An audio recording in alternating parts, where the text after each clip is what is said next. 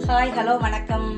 இப்போ நம்ம மத்தியான சமையலுக்கு என்ன பண்ண போறோம்னா ரசம் வச்சு கருவாடு தொக்கு. இப்போ அதுக்கு தேவையான பொருட்கள் தான் இது. எப்படி பண்ணுறது பார்க்கலாமா? இப்போ என்னெல்லாம் பார்க்கலாமா? ஒரு துண்டு காயத்துண்டு, மல்லி, சீரகம், வத்தல், காஞ்ச வத்தல், இது எல்லாமே தேவையான பொருள்.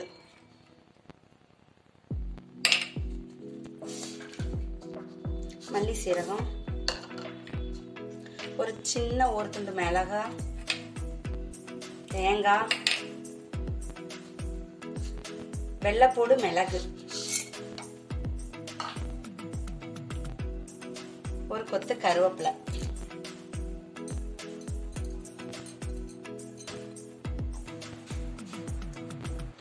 இப்போ இதை நம்ம மிக்சியில் அடித்து பொடியை பண்ணி எடுத்துக்கலாம்.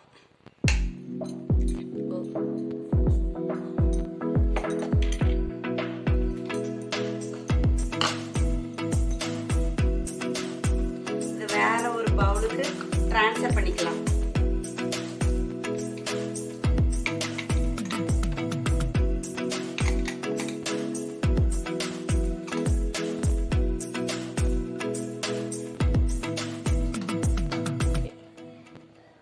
இப்போ கருவாடு தொக்குக்கு தேவையான பொருள்: ஒரு சின்ன துண்டு வெள்ளைப்பூடு, ஒரு முடி தேங்காய்,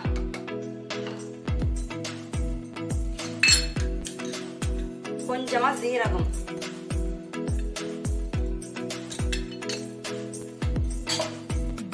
இது எல்லாமே நம்ம நைஸா அரைச்சிடக்கூடாது, கொஞ்சம் குறகுறப்பா அரைக்கணும். இந்த அளவுக்கு தான் அரைக்கணும். இதுக்கு மேல ரொம்ப நைஸா அரைச்சா அது டேஸ்ட் மாறிடும். ஆக்ஷன். இப்போ நம்ம நல்லா அழுத்தி பிடிச்சா ஒரு கை இவ்வளவுக்கான புளி சேர்த்துருக்கோம் ரசத்துக்கு. 4 to 5 பேர் சாப்பிடலாம். நல்லா கரைச்சுக்கிட்டு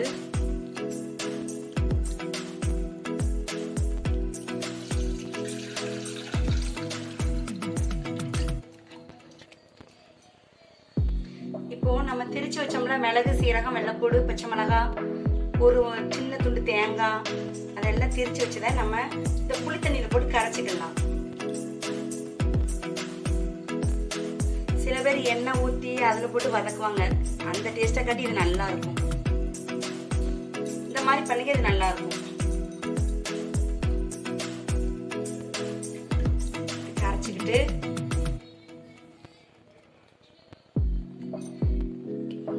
ஒரு சின்ன தக்காளி பழம் இதையும் இதிலே வச்சு நல்லா கரைச்சிடணும்.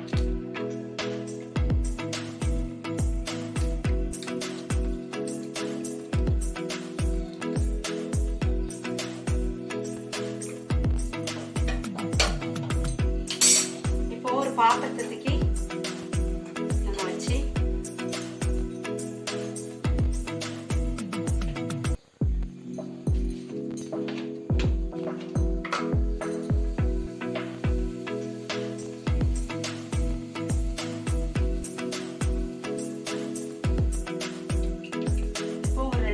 எண்ணெய்,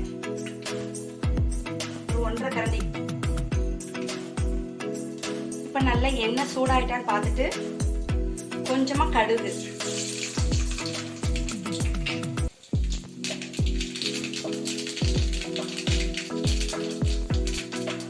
ஒரு கொத்து கருவேப்பிலை,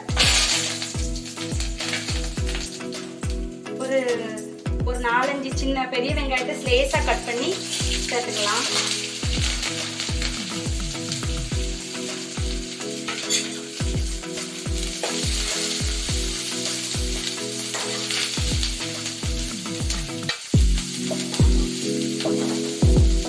வதக்கணும்.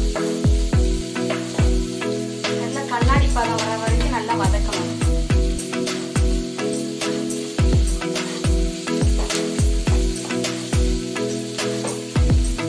இப்போ இந்த அளவுக்கு அந்த வெங்காயம் வதங்கினோடனே 1 ஸ்பூன் வத்தப்பொடி, 1 ஸ்பூன் மஞ்சப்பொடி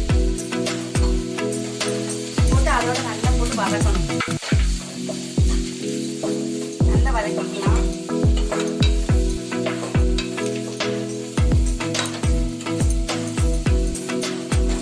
பச்சை வாசனை போற வரைக்கும்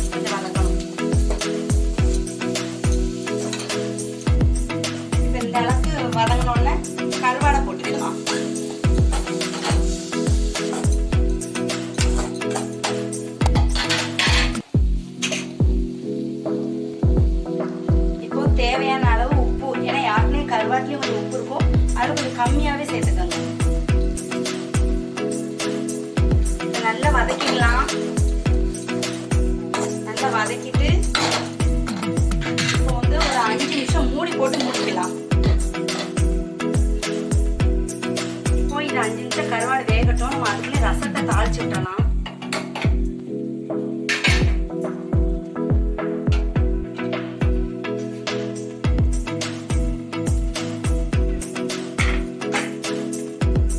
ஒரு கரண்டி எண்ணெய் விட்டுக்கலாம்.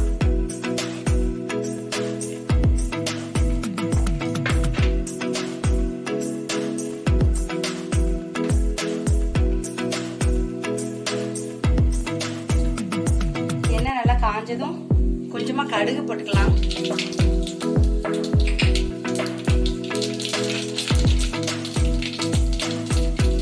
ஒரு கொத்து கருவேப்பிலை,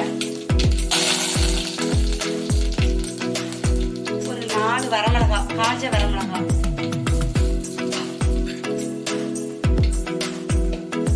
இப்போ நம்ம புளி தண்ணி எல்லாத்தையும் சேர்த்து கரைச்சி வச்சுக்கோம்ல, மிளகு சீரகம், அந்த தண்ணி அப்படியே இதுல ஊத்திடலாம்.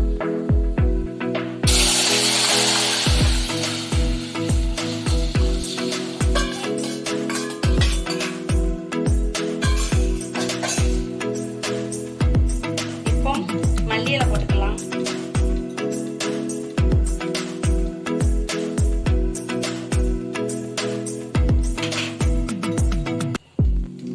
கலருக்காண்டி ஒரு ஸ்பிஞ்ச் மஞ்சள் பொடி.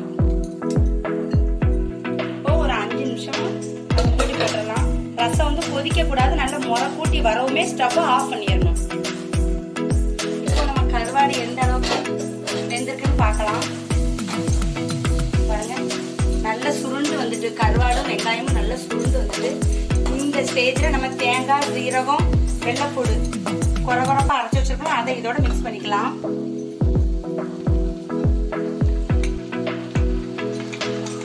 சில பேர் தேங்காய் போட்டு பண்ணுவாங்க, சில பேர் போடாம பண்ணுவாங்க. போட்டு பண்ணினா ஒரு 4 to 5 பேர் நல்லா சாப்பிடலாம். போடாம பண்ணா ரொம்ப பேர் சாப்பிட முடியாது. இந்த டேஸ்டும் வேற மாதிரி இருக்கும். ரசத்துக்கு இந்த தொக்கு நல்லா இருக்கும்.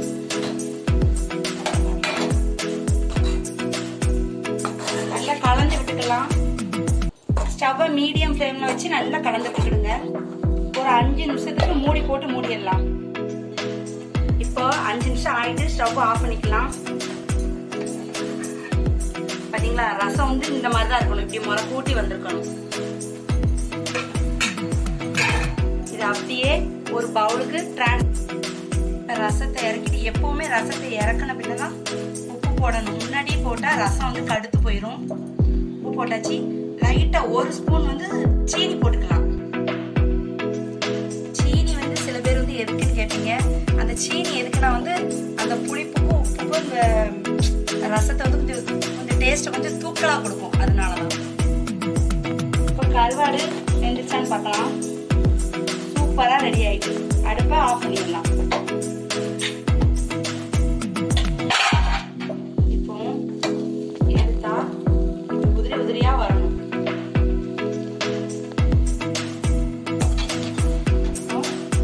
இந்த மாதிரி இப்படி இருக்கணும். இதை வந்து ரசத்தோட இந்த பொரியலை சாப்பிட்டோம்னா அவ்வளோ சூப்பரா இருக்கும், அட்டகாசமா இருக்கும். சுட சுட சாதம்,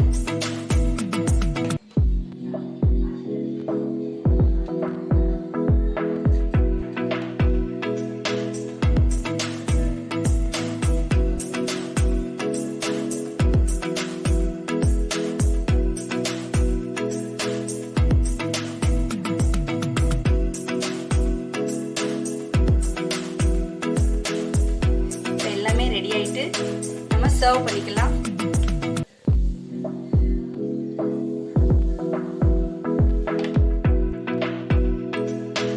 சூடா இருக்கு சாதம். பிடிச்சிருந்தா லைக் பண்ணுங்க, ஷேர் பண்ணுங்க, கமெண்ட் பண்ணுங்க, பெல் ஐக்கானை கிளிக் பண்ணிக்கோங்க. நெல்லை ஹிட் சமையல்.